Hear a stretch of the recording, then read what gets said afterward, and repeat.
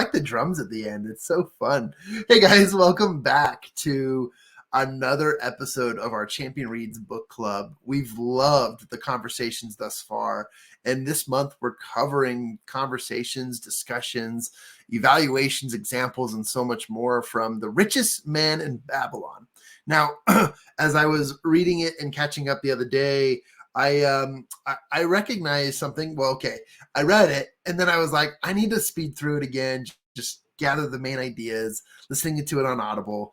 And I have been pronouncing George S. Clayson's name wrong. I've been saying Clausen for some reason. So apologies, tomato to Mr. Clayson, but I got carried away with your name. But this has been a really exciting book. And I want to welcome our two co-hosts, as well as our executive producers on the show, Miss Lauren Cobb, welcome, and Mr. Ian Sturmer. And of course, I'm John Kovach Jr.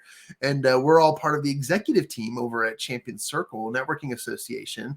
But the book club is something we really, really wanted to continue to do and continue to put content out there and invite you to discuss with us. So if you want to contribute, if you want to add your comments, your questions, your thoughts, send us an email to team@mychampionscircle.com. You can also get involved if you want to join us on air. We'll obviously want to vet you, make sure you're not going to come on here and preach profanity against what we're sharing. But if you're going to support what we're working on and add some great intellectual conversation, we'd love to have you. So again, you can send an email to us, to our team at mychampionscircle.com. All right, guys. Well, let's get back into it because we are talking about this incredible book called The Richest Man in Babylon. And one of my favorite things about this book is that it does give such simple principles. And we were joking in the green room that this book is not that long. Like, it's really a quick read. Like, you could pick this up and put it down in a day. And that's one of the things I love about it because, again, guys, the principles of success aren't easy, but they are simple. And if you simplify things and focus on principled, tested, proven ways, also inspired by God and also inspired by those who have gone and built wealth and riches for themselves, then this is an incredible resource for you. And we've covered everything from the various laws and the various principles. Today, we're going to get into some great topics and discussions on some of the principles that you might wonder and more modern day perspectives on building finances in a very responsible way. So there's a couple ideas for you, and we'll go ahead and get started. But just wanted to see if you guys had anything you wanted to add before we get it all kicked off and running.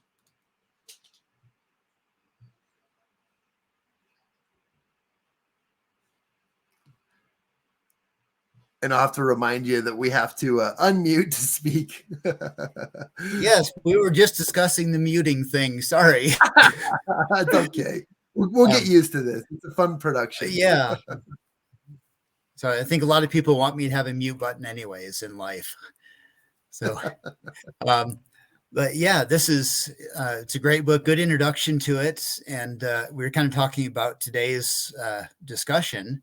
And there's a lot of parables in this book, and we've kind of just picked out some principles this time, as opposed to the parables that are in there. We'll try and bring up our friend Arcad, the richest man in Babylon, a little bit, and how he's learned some of these things. But for those of you who've been following along, you should now have tons of money by following the principles so far, and be ready to see what the next step is. And for me, one of that biggest goals is to retire. I want to stop having to work at some point. And today's discussion is going to lead a little bit in that direction about how can we retire and how can we prepare for that time when we're no longer to be earning any money. So I'll build up that and see what your comments are so far. Yeah. I mean, I love talking about principles. You know, this book does have some great stories, but it also just lays it out. Like, there are so many important principles that we can all apply and follow and learn on a daily basis. And like you said, Ian, like, I'm filthy rich now that we started this conversation. Yeah. Like, I don't know what to do with myself. It doesn't happen overnight, guys. And one of the topics of discussion we'll jump into today, obviously, is all about preparing and gaining what is necessary to acquire wealth and riches, and in your mindset too. And then also amongst the preparations is the planning and the setting yourself in the right foot. So on the right foot, setting yourself on the right foot moving forward. So yeah, I'm excited. Why don't we just jump into it? Yeah. I guess one of the first ones is, if we're going to have money, we want our goal to work for us. And that's kind of the underlying theme after always keep 10% of what you earn. But after that, it is make the gold work for you. You don't want to make the gold take away from you. And that's debt. So kind of our first concept is debt. And I'll throw out the question, should we ever go into debt? What do you guys think? Is there time to go into debt, or when is it worth being in debt? Well, I know what Dave Ramsey would say, you know, but you know, on the record, I think certain debts have their purposes. I mean, let's talk about the majority of people go into debt. I mean, most people wouldn't consider your house a major debt. They consider it a major expense, right? Because it's ownership over time. But, you know, I think that there are necessary risks to take, but hear me out. It's necessary, not unnecessary, right? So going into debt, there's some calculated and necessary risks that you can decide for yourself and your business and your life and your family. But at the end of the day, you know, the wealthy definitely encourage us not to risk, you know, more than we should. And you know, we're talking, I mean, simply, we're talking about, like, you know, don't go into debt for that new Maytag dryer and washer you want. But, you know, you may want to invest in something coming out in the near future. There might be some great stuff available to you. Don't, you know, run a total on credit cards. And I'm going to start listing stuff off if you guys don't stop me. So essentially just literally focused on calculated risk. So yes and no, but I don't want to be too vague, right? I want to be more specific for listeners, but also just to give better advice. But there's a calculated risk to everything. I love that, John. It reminds me, so Ty and I, we paid off credit cards and we don't want to go back into credit card debt. And we had one of our vehicles at the shop. We put literally $1,300 into it a few weeks ago. And then I was back there yesterday with the same check engine light that they said they couldn't figure out what it was doing a couple weeks ago. So they take it, do a diagnostic on it, and he comes back and he's like, well, it could be this, and this. We suggest you fix all these things at once, because then it just rule it out, and it's going to be $690. And I was like, well, I'm not going to pay that today. I was like, what's necessary? You know, my car's been driving fine, having no issues. Just randomly this light comes on and goes off. And they did everything they could a couple weeks ago, right? Like, and anyway, I said, we just put all this money into it, and I'm not going to put this on a credit card today. I was like, what's necessary for me? He's like, well, if you don't do all of this, then at some point we're going to have to go back in pretty soon, because it could not be the wire. It could be this, it could be that. So we just suggest you replace all of it at once. And I said, well, I don't have the cash to pay that today, so I'll come back. And I was like, but I appreciate it. Can I get a printout and the price quotes?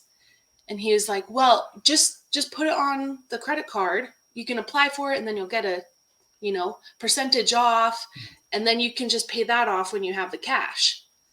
And I said, it's not that I don't have the money. It's that I want to be smart about it. You know, I'm not just going to go throw in $690 because of what it could be. I was like, I'm not going to do that. And I'm not going to put it on a credit card for that purpose as well. And the guy it was like a 10-minute conversation, and he's like, well, I wouldn't drive it very far, blah, blah, blah. You don't know what could happen. It could be a gasket next. And I was like, oh my goodness. But he just really was pushing the credit card. Just put it on now. And I said, but it's not a necessary move that I need to make right now. I was like, that's proven. I've been fine for the few weeks that I've been driving since you couldn't figure it out before, but we'll get it taken care of soon. But he just was blown away that I didn't want to just sit and apply for his credit card or put it on one of my credit cards. And it made me feel good that I was able to stand my ground and be like, it's kind of a stereotype, right? Like, I'm the lady in there without the husband and I'm going to sell you this, and I was like, no, I'm not just going to put it on a credit card because you're telling me to. And it felt good. I was like, I'm going to be my person. And because it's one of those things. Is it necessary? Like you were talking about, is it just the washer and the dryer? Like, yeah, I was like, anyway, it felt good that I was able to stand my ground and not be pushed around by him, like with trying to put me in scarcity of what could happen, and I was like, no, I can go. And come to find out, I take it over to O'Reilly, and the same part that they quoted me $70 for was $21 at O'Reilly, and I just was chuckling. And I can take that to somebody else who will install it with the part that I have, So it's a risk that I was willing to take from his scarcity and not throw it on a credit card because just doing my due diligence. But I like that. Yeah, there's a couple of rules I think that apply in here. As you said, one is take time to find the best deal. And not just don't go for immediate gratification, whether it's, allaying a fear that you have that he's trying to push on you, or the desire for the new washer or a widget or TV or whatever that we want. And I'll give a kind of a rule of thumb for going into debt. If the debt is going to make you more money in the long run, it's worth doing. Buying a house, you're pretty, I can't say guaranteed, but most likely in the long run, you're going to make money off of that house. It's going to be an investment which you receive more than you put into it. Or you need a car. So having a car is going to allow you to get food. For most of us, it's instrumental in our business as well, and we need that to be able to earn money. So going into debt for something that's going to make you money can be this is a rule of thumb. This is not a guarantee. But when you're looking at a debt, say, will I make money or not on it? Credit cards are a tricky one. My wife and I, we put everything on a credit card and we pay it off every month. And we get all sorts of bonus points from it. So by putting it on that card, because we have a discipline to pay it off, we're coming out ahead. We're getting more out of it than if we just paid cash. That's not everyone's situation, and to be able to do that. But first thing with debt, avoid it if you can. Famous old saying by, I believe it was J. Golding Kimball in the 1800s, who said, do whatever you can to get out of debt. Even if you have to borrow to do it, get out of debt. First rule of debt possible, but if you go into debt, try to only do it for something that's going to give you more money in return than it's going to cost you to have it. Or if it's a necessity you can't avoid. But I know, raise of hand, any of us ever been in debt? We all have at some point. Yeah. So once you're in debt, they give an example in here of how to get out of debt. And George S. Clayson, just to point out the name, I've been going to correct you, but I was afraid I was saying it wrong before. So he gives a formula that when you're earning something, first of all, 10% is yours to keep. then take 20% to pay off your debts. And he gives the advice to pay off equally all of your creditors with that 20%. And go to each creditor and say, I'm going to pay you back. I have 20% of my income that I'm going to divide among everyone, and I'm going to pay you all back equally. And most creditors, even big corporations, are willing to work with people who are trying to work. He gave a fun example. The one creditor who said, no, I don't want to do that, said, okay, well, I'll stop paying you until I paid off the rest. Then they changed their tune. Said, okay, we will take the smaller amount because it's better than the nothing we were getting before.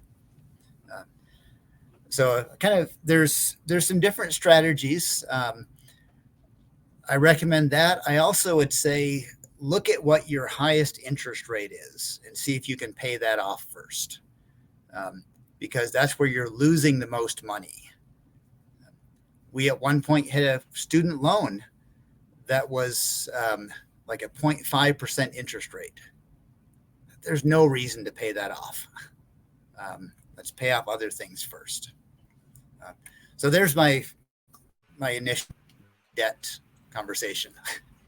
Yeah, I'll go out on a whim here and say that most people have credit cards these days, and if you don't, you're weird. You're not normal, and that's just what society has taught us. But many of us, and I'll speak from example. Many of us don't know how to use them. And I love what you said, Ian. Like, you've got to have a responsible plan of attack to work them. Lauren, your example was incredible. Like, have the ability and the strength to put your foot down and say, no, that's just not what I do with my finances. And in personal development, we talk about this stuff all the time, AKA focus on what it is that you're capable of. When I was given a credit card, somebody should not have done that. They should have done their background checks, and they should have, looked at my finances and said, is this guy responsible enough to hold a card? And, as a youngster with an exciting, enthusiastic idea of money, I definitely wasn't responsible with credit cards. And, that just comes from a lack of experience. Most of us feel and think that we have that experience just because we grew up maybe around it, but you've definitely got to learn to do those things and to focus on, more focus on saving than you are spending.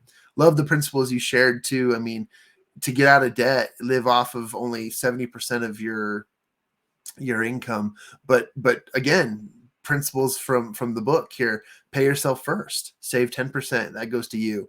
And then I love this idea of taking 20% and spreading it around your debts, looking for highest interest and the thing that weighs you down the most. And so they talk about debt snowballs and baby steps and all kinds of things, and there are effective ways to do it. What I found, you guys, is that even if your plan of attack to eliminate debt is simple, just by writing things down, like literally taking this pen to a paper and writing things down, you're that much closer to understanding where you need to go. And it puts your ideas, your thoughts, your strategies and tactics into action. We teach this every day in personal development. Like, write it down. People think that because it's in here, that we got this, we got it covered. Well, there's a lot of things going on in there, and our brains, they go through a lot each day. So, my addition to this is literally write it down and focus on the simple aspects and develop a plan. And many of us have been down this road. And so I love hearing the stories of Ian, who's able to pay his credit cards off every month. Don't get into that situation where you can't. And that's what Lauren did with her example. So I love that. And I'm always willing to sacrifice myself out to the middle of the road or under the bus per se, to share the mistakes I've made with finances, because it's a great learning lesson for all those to understand. I love that. And just to go to actually writing it down, I am old school and I carry around notebooks, and if it's in my phone, I get it there, but I'm not like looking at it all the time. I have to go find it in a folder per se, but I have a notebook at my desk, by my nightstand, and then in the kitchen. And I'm writing things down so that it's like, okay, oh, I actually need to do that, right? Like, but also the fact of brain dumping it by hand, like writing it down, for some reason it does stick in my head better than just like typing it out or just trying to keep it in my head. It actually moves to the forefront, like, okay, I'm going to do this.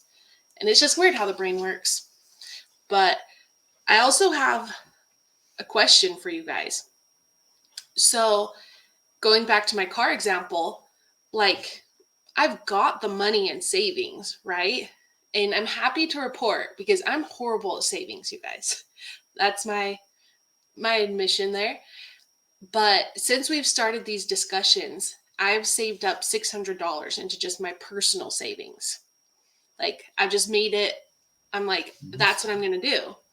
Plus we have our family savings and whatnot. But so going into that, I'm like, yeah, I could just pull cash out. It's not that I don't have it that I can access to pay that 690, but it's not necessary that I need to spend that at the moment, right? Like, I'm not going to go up. My car's not going to blow up, even the scarcity that he's trying to put me in. Because he's like, it could go 690 to $4,000 real quick, you know? And I'm like, yeah, but it's not going to happen today. So what from your opinions, like pulling that from the savings, when do you actually access that savings? What things do you use it on, type thing? Okay, I'll jump in with that. And there's two things. So first of all is safety.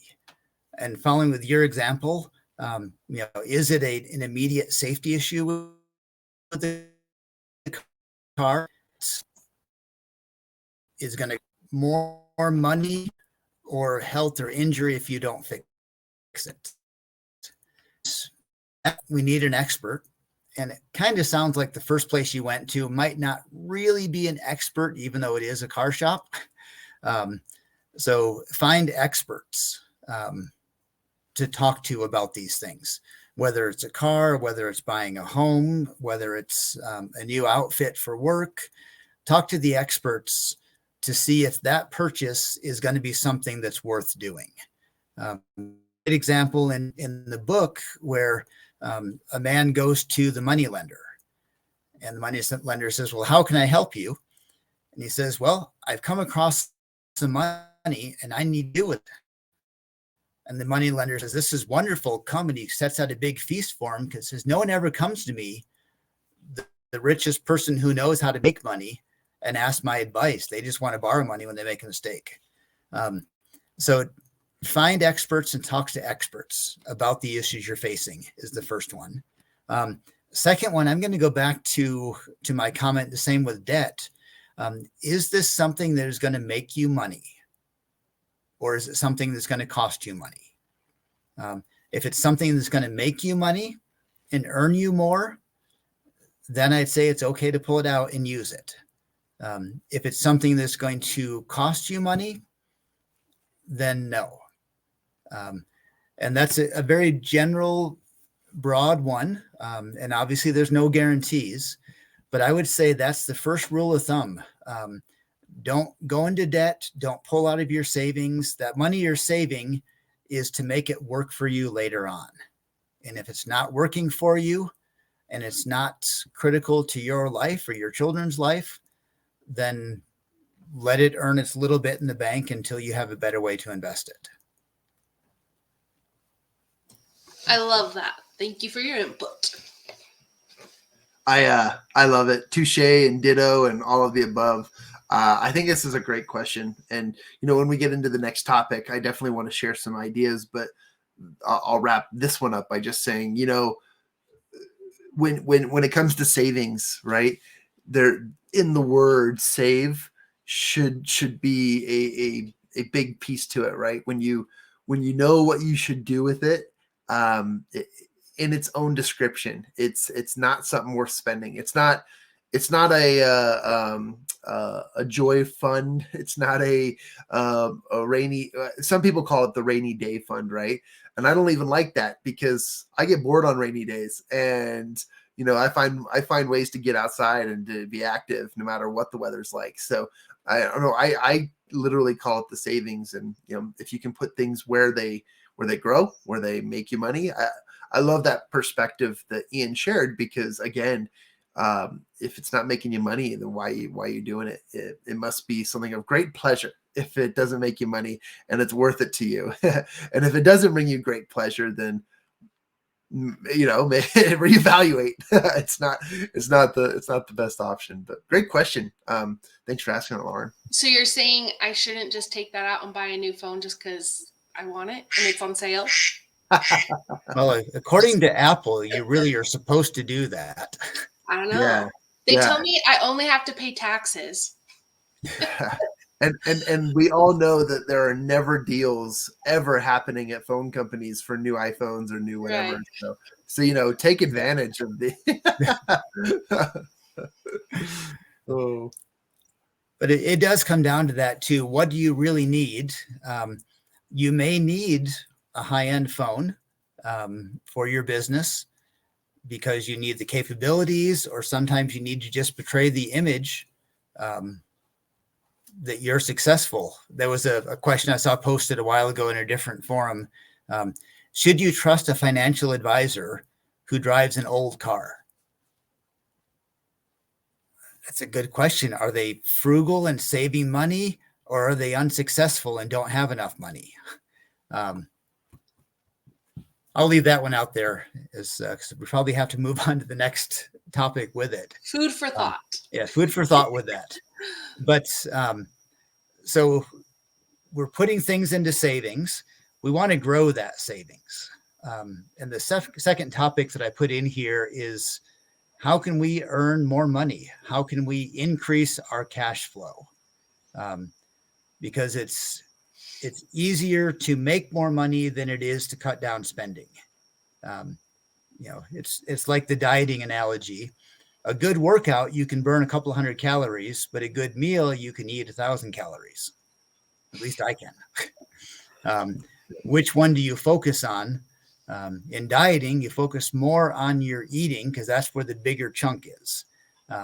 In saving, you focus more on your earning potential because that's where the biggest area is going to be.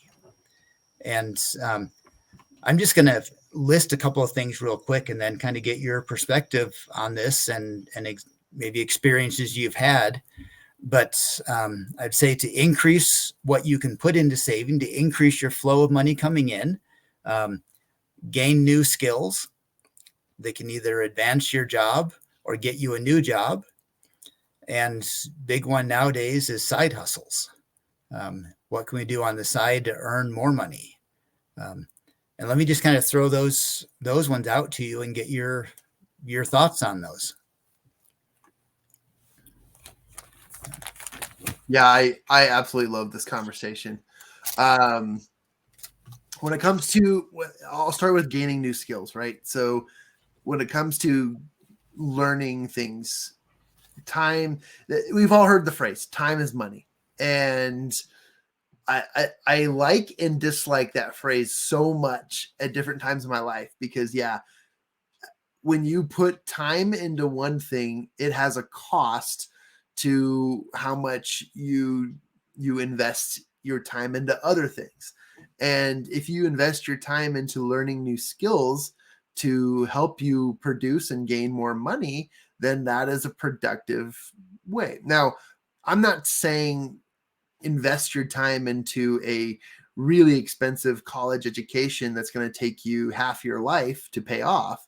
I am saying that you can go on YouTube, you can go on courses, you can learn anything. You can enroll in courses without being a full-time tuition paying student in your local university or college or state college, right? You can find all sorts of ways to learn. I may sound like a millennial when I say this, but YouTube University is my go-to, and I've learned so much from the access there. And there's just a lot of new things you can do. But again, like For example, I spent, here's a great example. Actually, in college, they asked us to build our own website, and they taught us how to use WordPress. Well, this was a really, really interesting project because if any of you guys know about WordPress and coding and all that stuff, it is a new language. It is like learning Chinese. And when it comes to like understanding how a website operates, it's a completely new thing. And I built my own website, and after 80 plus hours of investing my time into learning the speak and the language of WordPress so that I could change the font color and size on my on my website, I recognized that this was something that I could literally take my own money and pay someone else to do, because I did not see myself building websites for the rest of my life. It was not a useful skill for me, though I appreciated the knowledge that it took to build a website. It was a skill set that did not benefit me. And to this day, my personal website has a lot of work. It needs a lot of work, but I have a landing page that I paid money to just have quickly thrown together, and it is attracting more traffic than my website ever has. And so that's just an example, of course. I mean, it's not the same for everybody, but again, you need to calculate which skills are going to earn you money. Now, here's a skill set that did earn me a lot of money. I invested in a sales course that gave me some really, really great information. And they also sent me a couple card decks of flashcards for handling objections in sales. And I bought 3 of them, and it was worth my time to do that, to study them, because as I get on phone calls, I'm familiar with the rejections and objections that people give in the process of sales, and it's allowing me to make better decisions. So when it comes to gaining new skills, like, don't just jump into something because it sounds fun to do, unless it's like the wife really wants you guys to take cooking classes and go, do something fun together. Like, that's different. All right. Don't balance the, what's a good skill to learn. And then you use that same skill in the time that you're spending time with your loved ones. Right. But when you are learning a new skill and you invest time into that skill, man, make sure that it's a profit producing or a income producing talent and skill. Otherwise, what are you under basket water weaving? Unless you've got a really great marketing and sales plan for that, I don't see the I don't see the need for it. So, anyways, I may be a little bit more rudimentary on this, but I think that there's so many applicable ways to learn new skills. I love that, John. It correlates exactly with what Ty and I have done with our business. We own graphic and media design, a graphic and media design company, and he was doing solely design work, right? Like, that's what he trained in, that's what he mentored in, and we were doing that, and we make money, right? But we were talking with one of his mentors, and he said, if you want to up to the next level and really be able to bring in and double or triple your income for your business, he suggested going on and learning ourselves how to do the websites, how to build them, and then, because Ty already was designing them, but go learn that extra step and be able to do it ourselves. And it literally more than tripled our income through that business, being able to offer that extra set of skills. And our projects get done quicker because we're not waiting on somebody to do the back end and then Ty to come in and do the design work. He's able to go in and knock it out together. And it's an example of building those new skill sets. It was scary at first because he's like, that's not really what I planned on. I love the design work side, but it ended up being a very good investment for him to take time and learn those skills, and it's paid off. And we get higher quality clients. It just up-leveled our business to a different level. Love that. And that really illustrates that earlier principle of when it's okay to go into debt, whether it's time or money. When is it okay to learn a new skill and to pay that time to learn a skill? when there's going to be a result that comes out of it that increases your ability to earn, increases your potential, and to some degree increases your quality of life. As long as you don't get so wrapped up in the quality of life that you destroy your quality of life. Moderation in all things. And I'll follow with John and counter being the old guy in the room. You can learn all sorts of things on YouTube, and you can learn the knowledge and skills are there to learn, but it depends on your personality as well. So my wife is a brilliant person, super hard worker, but she is not an entrepreneur. And in this group, we tend to attract more entrepreneurs who say, I can learn it myself. I can do it myself. I can take those risks. She doesn't want to take those risks. For her, the education was the way to get into a good job with a steady paycheck, steady benefits, potential for growth. And she certainly looked at those things. She went on to an MBA and to be able to progress in her job and put the time into that. But like everything, you need to have a plan and know ahead of time. Are you a risk taker, or do you need that stability? In which way do you want to move forward? Because there's no right and wrong. Well, there's no right answer. There's a lot of wrong answers out there. But again, write it down. Know what you're looking for. Know your plan, and get the one that fits for you. So with those skills, I'll turn it back to you guys for comments on that. Sorry, my mind started to go a different direction, and I thought maybe I shouldn't go there yet. No, that's okay. Just to add to that, no, I love that. I love that, people learn differently. Two really great examples, right?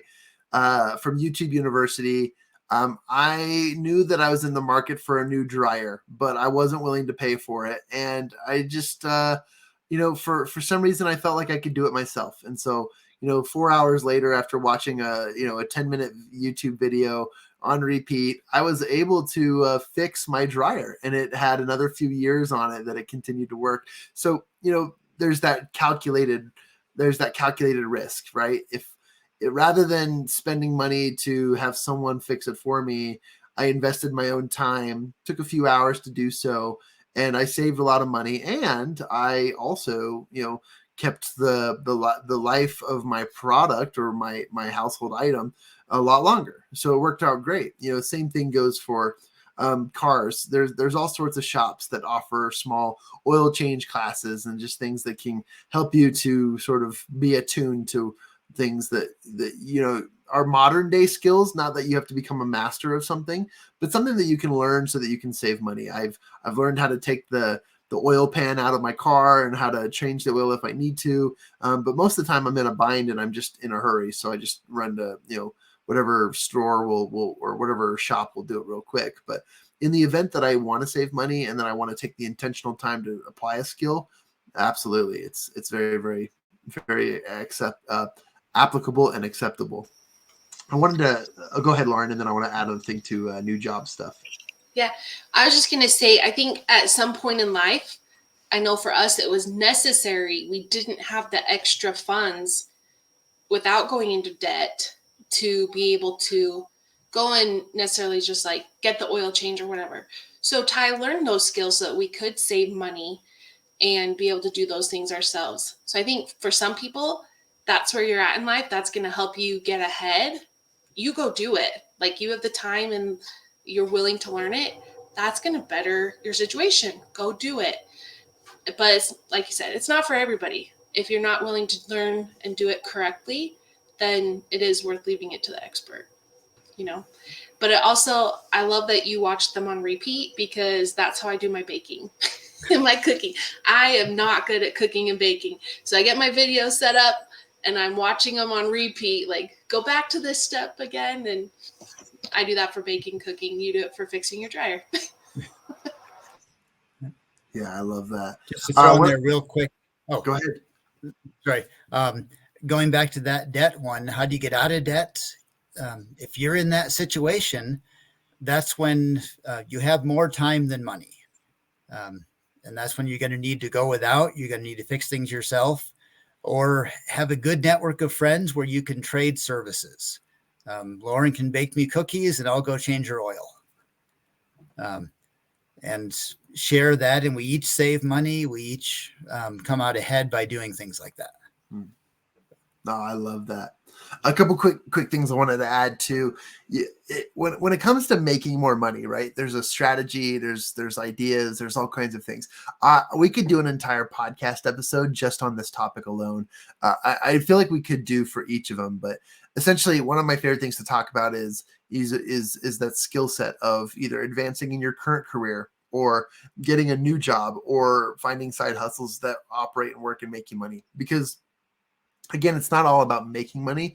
It's about increasing that cash flow, the accessibility, because the more you make, the more you pay yourself. And that's a principle worth talking about. So a couple thoughts I had is obviously evaluating your own job. Now, a lot of us emotionally get attached to our work because we've spent so much time in it. Just like any relationship, the more time you spend together, the harder it is to break up or to leave or to make that transition out. And I'm not saying make transitions and back out of relationships, but what I am saying is you invest time where you feel is best for you. And if you're willing to accept and find growth opportunities within your work, within your career. And I love this because Ian just mentioned, not all of us have the entrepreneurial spirit to go out there and, make a side hustle happen. But if you're in your career and you've been there for a while, it's time that you start asking questions. You start stirring the pot, because one of the things that I think people are most fearful about when it comes to their own work is asking for raises or asking for more opportunity, because they don't want to come across as they don't want to be perceived as they don't have money, or they don't want to be perceived as they're asking for more, or that they're greedy. Most people think about how people think about them. And in reality, they don't care. No one really cares. But that's what an HR department and an accounting department are all for. They're there to balance and find and make sure that their employees are happy, and to give them what it is that they need, so that they can continue to operate at high levels of performance. And so it's about time you start asking questions. So if you're looking to build your income, grow your skill set, you can do that from the comfort of your own work. Just ask for more opportunities. The other piece to this too is you might actually consider getting a new job. Like literally, if there's another job in a different department at the same business, it's much more likely that you will be considered highly for that position if you're a hard worker. And that's something that just goes without saying.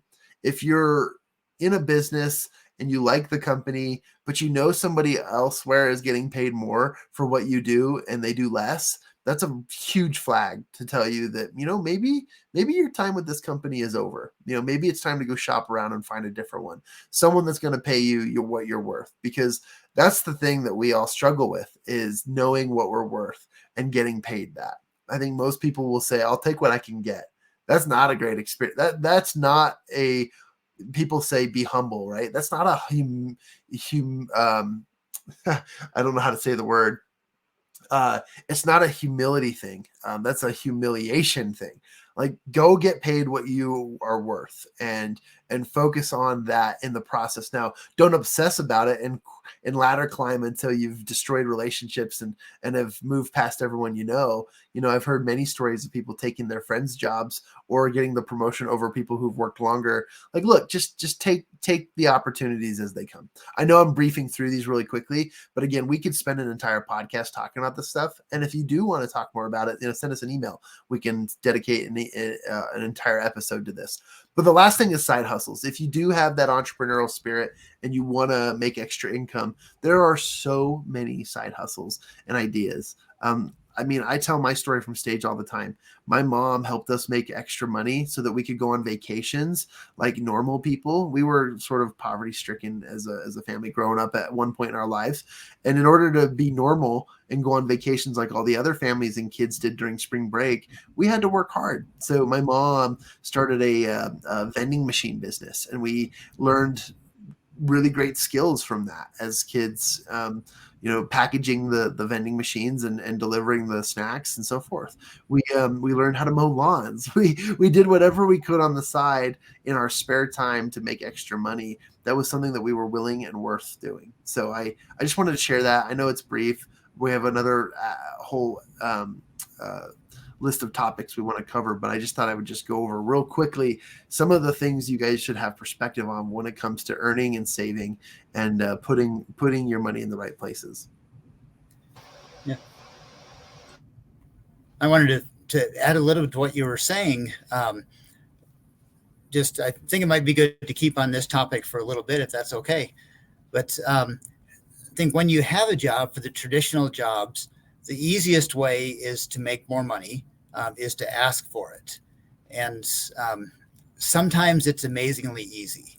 So I was managing a car rental agency at one point, and we dealt with insurance replacements. So we would go to the body shops and they would send us referrals. And there were a couple of competitors that they would split their referrals between. And my boss said, well, go ask this company for all of their business. And I thought, yeah, right, this is going to go real good. But as a good employee, I went to the body shop and said, we'd like to get all of your business. They said, okay. I thought, wow, that was easy. All it took was asking. So I went to the rest, and some said yes, some said no. But I was able to make a significant increase in our business just because I asked. A lot of times in a company, all it takes is asking your boss for a raise or for a promotion to a new position. And as we look at that, I would say for people in a traditional job, look and see who's doing the job that you like and want to do and is making more money. And then how do you get that job? Do you ask for opportunities? Do you ask for experience? Do you ask for the promotion? But be open to doing those things. And you mentioned humility, and there's a double side to that. You want to be confident enough to ask for those things, but you also want to be humble enough to know that we all need to learn. Quite often when we start a new job, we hide from the experts in the job because we don't want them to see our mistakes. I'm going to stay with the other new people that are all making mistakes so that the really good people don't see how bad I am. If you go straight to the top person in the company and say, teach me, they probably will, and you'll get promoted and moved up a lot faster because you're learning from the person who actually knows how to do it instead of all the other people that are still trying to learn. So seek out the people that know what they're doing. Seek out the people in the position you want to be in, and work that direction within a job. And I would say a side hustle is the same. What do you enjoy doing? Because chances are there's somebody else who doesn't like to do it, and they'll pay you to do it. I love that. I remember Ty was at this job for a while, and he hadn't had a pay raise in a while, and he was getting kind of like antsy about it. Like, I don't want to keep doing this for this pay, and I've been here for so long. And I would always tell him, just go in and talk about it. Go in and talk about it, And Ty his personality is one of those like people pleasers, kind of like, I don't want to make this awkward. Like, I have to see them every day. So I'd rather just keep the peace, And I was like, no, this is their business, is employees. Like, it wouldn't be where it is if they didn't have employees. This is what you do, And it took a lot of coaxing, and he asked advice from some other people as well. But he went in and he was going to ask for, a little raise or whatever. And the guy turned around and he's like, it's like, Ty, I feel so bad. We meant to give you a raise 3 months ago, and we were just so busy that like we forgot, and at that moment they gave him a $3 raise on the spot. But if Ty hadn't gone in and like scheduled that appointment, like, hey, can I just talk? He wouldn't have gotten that raise right then. And who knows how long it could have gone kind of under the radar. And it gave him a lot of confidence, but it was very well for us, and he was so scared, and it was so easy.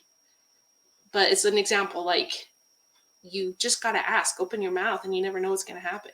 Because he wasn't going to go in and ask for a $3 raise. He was, what raise can you give me? And they're like, oh man, let's do $3, So open your mouth.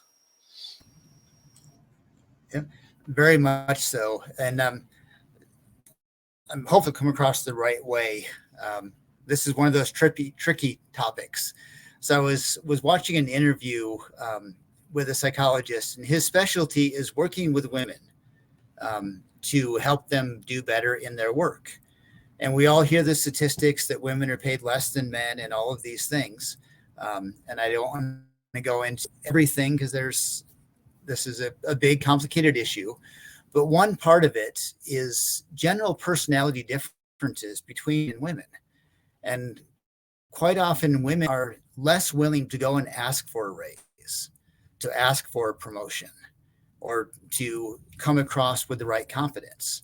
And he would work with women on how to be confident in asking for these things. And this is not necessarily a man-woman issue, but each of us can learn that if we know what we're worth and we go in with confidence, quite often we result. There's no guarantees. And if the company, like John said, if the company is not willing to work with you, it might be a sign that you need to look for a company that is willing to work with you and appreciate you. And I read recently there are currently 1.7 job openings for every job seeker in the United States. So it's a good time to be looking for a job because companies are hungry for workers. I'll quickly jump in here and add to that.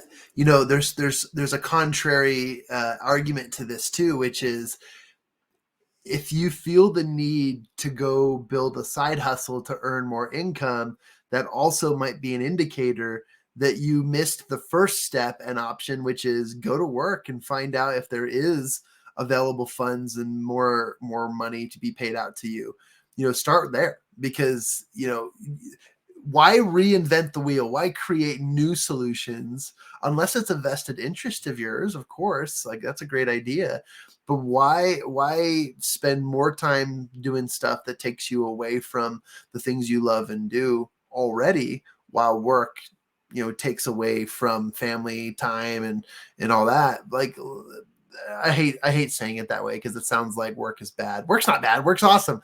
But at the same time too, is recognize the indicators. If you need to build a side hustle to make more money, then you're probably needing more money. So go talk to your work. If you aren't able to get that, then yeah, the side hustle thing is a really great idea. If you are able to get more money, you may not have to even consider a side hustle because you increased your monthly pay or whatever it might be. So it's just knowing the indicators, being aware of your situation and understanding what resources available to you. There are so many resources, and we haven't even gotten into like where to find free money. We haven't even gotten into like, what are ways to gain and earn more through savings, through discounts, through various programs, through the different things you can enroll in. Like there are so many programs, things, products, services out there where you can save money. And by saving money, it's like putting money back in your pocket because you would spend retail prices on it or whatever. So again, there's so much to be had in this conversation. But again, I think for me, the big indicator, and it could be contrary to what's been said, or it could be, complementative, but whatever it is, just recognize why. Why are you needing to side hustle? Is it because you want to learn a new skill and you would like to profit off of it? Great. Are you making money on the side hustle because you don't make enough at home or at work? Then that's something that you need to recognize as is this something that I can fix? And what Ian and Lauren have shared, absolutely. There's things fixable in every case. And I'll give you guys the horror story. Somebody told me that you can go ask for more money. And so I strategically asked my supervisor at a job I had, and they said, John, actually, this is a great conversation because while you're doing well in these areas, you're actually suffering in 2 or 3 areas of your job description. And I said, oh, Tell me more. And it turned out being a really, really great conversation that I had neglected some responsibilities that people were expecting from me that allowed me to say, wow, I need to revisit what my role here at this company was. And it gave me the opportunity to improve my space and to earn an increased merit in my business. And I appreciated that. So don't be afraid of that conversation. The last example I'll give too is I took a great course in college. Honestly, you guys, this course saved my life. It was called Business Communications, and in one of our classes, my professor taught us how to literally ask for a raise. And at this time, I was working at this training center, and I knew that a job opening was opening up, and I wanted to beat everyone to it. I didn't want people to wait for John's name to get called and be promoted. Rather, I put in my letter of promotion to my supervisor and said, "Hey, I've heard and I know that so-and-so is leaving the company, and I feel like I would be a great replacement for them because of this, this, and this. And I have some ideas that can help grow and improve our departments." And no one knew the job was open. They didn't offer it to anyone else. I got the promotion and quickly became one of the highest paid instructors at this training facility. And it was all because I learned this tiny little simple skill that my professor in college invited us to. And you guys probably are wondering, how'd I do on the grade with that assignment? Oh, I aced it. And it was a really cool experience to sit in front of my classmates at college and go through the steps I took by following what textbook prompts my professor told us to use, and show my classmates how it worked. And that honestly sparked so many more opportunities in my life. The side hustles I built in college, I was able to cash flow my full-time college experience by literally hustling my peers. I would go to the Career Development Center. I would take small classes during my lunch breaks on how to improve my LinkedIn profile, get internship interviews, and how to get jobs. And then what I would do is I'd go to my classmates and I'd say, "Hey, for $100, I'll fix your LinkedIn profile. I'll get you an interview, and we'll work on your resume and make it spruced up and top notch." I had like 50 or more of my classmates come to me and say, "Hey, I got an interview next week. Can you help me?" I'm like, "Yeah, let's do it. $100 and I got you." And I helped so many people in college do something that I learned from a class I took and from free resources that were available to the public. So again, I love these stories. I love these examples, but again, just indicators. Be aware of what you have available to you, and don't be afraid to take the risks, because the worst they can say is no, or they can say, "Actually, John, you're falling short in your own responsibilities. Become aware of what you need to do to make more money, with where you sit, with what you have, or with what you need to build and create on the side in order to do what you want to do." So there's my pedestal of stories and examples. Yeah, I love that. And that to me really brings back what Lauren was saying earlier. Write it down, make a plan, know what your expenses are and where you can cut it, know how much money you need to get, know where you can get that money, know where you want to work for that money. The more you write things down, the more you take the time to plan them, the less risk there is, the happier you'll be in life. There'll be unicorns and roses and rainbows, and maybe there'll be less rainy days the more you take time to prepare. That's a weakness of mine. I don't write things down as much as I should, so I need to talk to Lauren and have her teach me how to do that. And because we're friends, she won't charge me. And I'll save money and I'll make more money and she'll get satisfaction out of it. No. But yeah, take time to plan it. We say save 10%. In order to do that, you need to write it down. Want to increase your earning potential, you need to write down what are your skills, what are your options. And taking the time to do those things, like John said, he took the class in it. He took advantage of free resources and made money off of somebody else's work. That's what we want to do. We want to take those resources, skills, and share them with people who would rather pay us than do it themselves. Like my lawn, I'll pay somebody else so I don't have to mow it. Anyway, that's my 2 cents worth on it. I love that. So I kind of have a different perspective that I want to know your guys' thoughts on. So a lot of us are entrepreneurs. We work with a lot of entrepreneurs through Champion Circle. And there's this thing that keeps coming up. I know multiple people in this situation right now. And it goes along with the side hustles. So we're all trying to build our businesses, build our dreams, build our things like that. It takes financing and it takes different things. What is your opinions and advice? So it's not a bad thing, in my opinion, to work as a W-2 employee so that you know your needs are taken care of and things like that while you build your dream. And I think that there's a big stigma around it in some of the communities. And it's so sad to see. And people feel ashamed, to have to admit, okay, I need to get a job because I got to be able to pay bills, but I want to build this business. And what is the stigma? Why is there that? And how do we help break it for people? Because it just breaks my heart to see people in that situation, and it's so-called chasing their dreams when they're not even able to take care of their family. I'm going to go in my perspective on it that stability is important. I work in finance, and one of my things I tell people all the time is I'm much more concerned about losing what I have than gaining more. My wife is a W-2 employee. She's got the benefits that allows me to be an entrepreneur and take risks. I think part of being an entrepreneur is you can't care what somebody else is thinking, what they're saying about you. You need to build up your business, your life, your way. If people weren't willing to do that, we'd still be walking because Wilbur and Orville would never have dared to take off. Their bicycle shop would still be making bicycles. So yes, people are going to poo-poo on you and tell you that you're not really an entrepreneur because you're hanging on to it.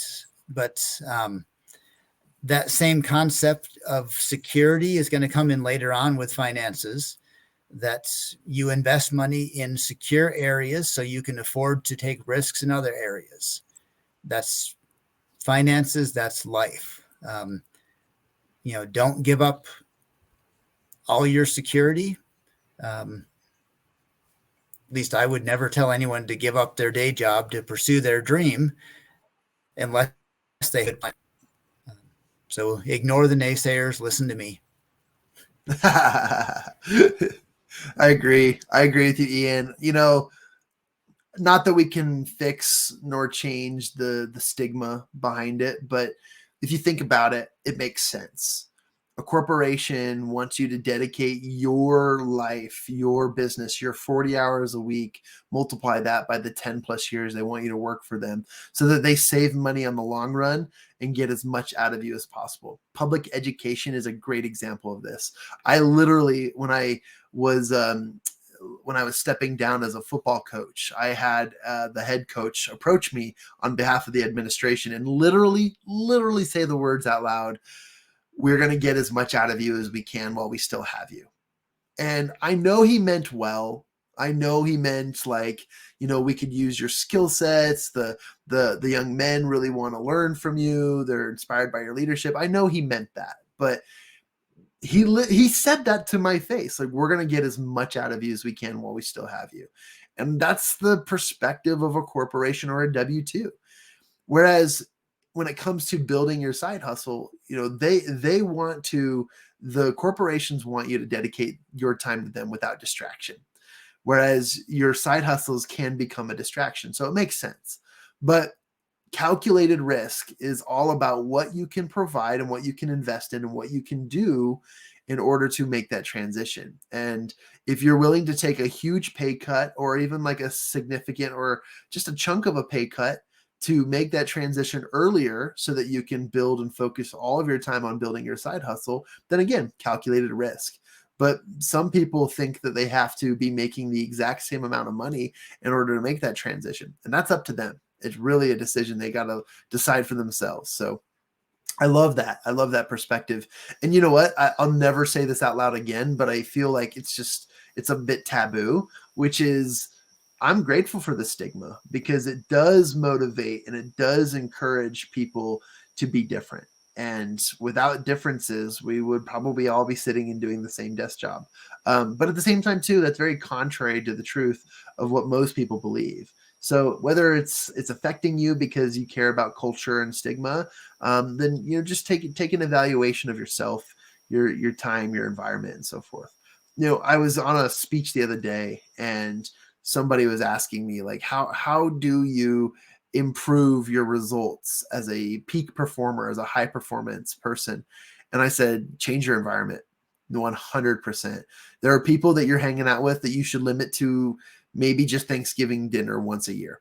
Like, there are people in your lives that don't deserve your time, your grace, your essence, your awesomeness. And if you can surround yourself with the right people, then the right people are going to encourage you, but also they're going to support you. And the support is going to accelerate the results in your life. And so I feel like we just transitioned to a conversation about accountability and mentorship and all that stuff, but still, like, it's all important principles. And again, we're gaining a lot of context and a lot of great expansions on these topics and principles from the richest man in Babylon. And I'm grateful for the conversations today, you guys. This has been a very uplifting conversation. And we didn't even get to a third one, which we can save for next time, but we were going to get into a conversation about retirement and planning and other vehicles and sources, which, by the way, guys, when Ian speaks about this stuff, he is an absolute expert. He is our trusted resource in that. So when we do get into those topics, please, please, please play it back 10 times like you're fixing your Maytag, right? And know that you're going to learn a lot and you're going to gain a lot in that perspective. So I'm really excited to get into that topics, but we'll save it for another day. John, just to kind of give a perspective on that, your remark as well. One thing that advice that I just kind of gathered, and we did it for a while as well while building our business. There's different things now that people look at as side hustles to help you earn money. Like, you can go out and do Lyft rides and DoorDash. People are doing that for a full-time job, right? But it's on your schedule when you have the free time. And there's things like the Bacon app that you can go in and just be a sub for the day in somebody's job. There's like catering events, things like that. And I was talking with one gal last night, and I said, you don't have to go out and get a full-time job tomorrow, but there are ways to bring in money right away to take care of your needs. Like, yes, you want to build your business, let's do it. But she's stressing because she has kids to take care of. She has a house payment. And I said, there's ways to do it. You don't have to just feel like you're stuck having to get a W-2 job so that you can pay your bills, but then feel like you don't have the time.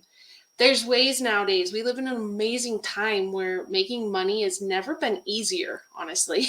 Like, there's so much available to us and opportunities. And so my big thing is just, you take care of yourself and the other things will come, because it frees up the mind space to be able to focus on building your dream and your business rather than worrying all the time about having to pay your bills, having to, like, it's weird.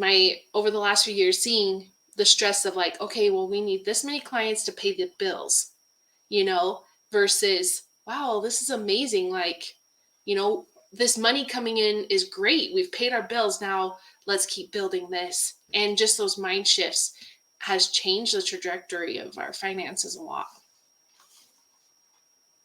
Yeah, well said. Great addition. Anything else you guys want to add? Our conversations are growing longer, which is awesome, which means we have so much more to contribute and share. For our listeners, we just appreciate you guys, and we are open to feedback. We also are taking requests, but most importantly, we want to do good for you in these conversations. We call this, in mastermind lingo, we call this the power of borrowed benefits, which essentially is just the idea that by being inside these conversations, listening to the things, or even just sharing what you know based off of experience and perspective helps you gain and learn and grow a lot more. So we want to encourage you as our listeners to also engage with us. Tell us what you're learning. Tell us what you're growing. Tell us what questions you have, what you're confused about. Let us know how we can help. Because here at Champion Circle, we truly care about the growth of each individual, and it's a trusting environment to get the resources necessary for that. So with that, guys, I want to thank Lauren and Ian for their time today. We've been on the phone for a while now. It's time to get out of our chairs and go burn some calories, because we've been sitting for a minute. So I just want to thank you guys for all the great conversations. Ian for leading the conversations and preparing for each of these. Really appreciate it. And we have one more session on the Richest Man in Babylon, and then we'll transition to our next book. But we'll open it up to our audience, whatever they'd like us to discuss, or we can finish that conversation based on the retirement plans, investments, long term, and stuff for retirement. So I think that that's a really great place to finish up our conversations. But also, if you guys think of any great resources, we'll post it on our page and give it to you. And of course, subtle plug here, or not so subtle plug. Please, if you want, check out Champion Circle. We have online masterclass opportunities. We have in-person networking events, and we also do something called Play to Connect, which is absolutely fun. We get together on a monthly basis and go do adventurous, fun things together as professionals and just shoot the breeze, hang back, build relationships, and so much more. It's a play date for you, your spouse, and for adults only. So we encourage you to attend and find us somewhere where we are doing these activities. So mostly in Utah right now, but we're expanding across the Intermountain West and making our way towards you in a city close. So please just send us an email, connect with us, and we're excited to give all of that to you. Any last words or thoughts, guys? Otherwise, we'll see you next time. Thank you. Awesome, guys. All right, we'll see you next time on the Champion Reads Book Club and podcast, and we'll look forward to hearing from all of you as well. Signing out.